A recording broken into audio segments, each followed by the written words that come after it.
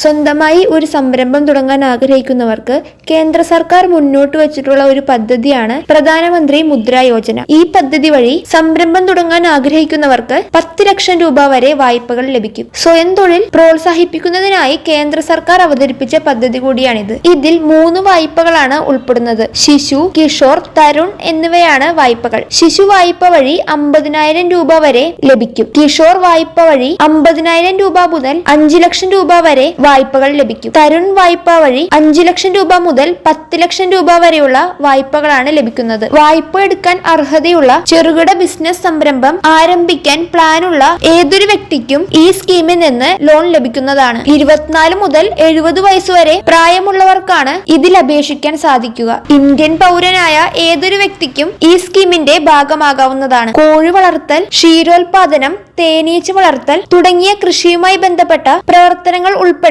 ഉൽപാദനം, വ്യാപാരം അല്ലെങ്കിൽ സേവന മേഖലകളിലെ വരുമാനം ഉണ്ടാക്കുന്ന സൂക്ഷ്മ സംരംഭങ്ങൾക്ക് 10 ലക്ഷം രൂപ വരെ വായ്പ ലഭിക്കും. കൂടാതെ ബിസിനസ് തുടങ്ങാൻ ആഗ്രഹിക്കുന്ന 24-നും 70-നും വയസ്സിൽ പ്രായമുള്ളവർക്ക് ഈ സ്കീമിന്റെ ആനുകൂല്യങ്ങൾ ലഭിക്കുന്നതാണ്. പൊതുമേഖലാ ബാങ്കുകൾ, സ്വകാര്യ മേഖലാ ബാങ്കുകൾ, സഹകരണ ബാങ്കുകൾ തുടങ്ങിയ ബാങ്കുകളിൽ നിന്ന് ഈ വായ്പ ലഭിക്കുന്നതാണ്. ബാങ്കുകളിൽ നേരിട്ടെത്തി വിശദമായ വിവരങ്ങൾ മനസ്സിലാക്കിക്കൊണ്ട് ഇതിന്റെ ഭാഗമാകാൻ സാധിക്കും.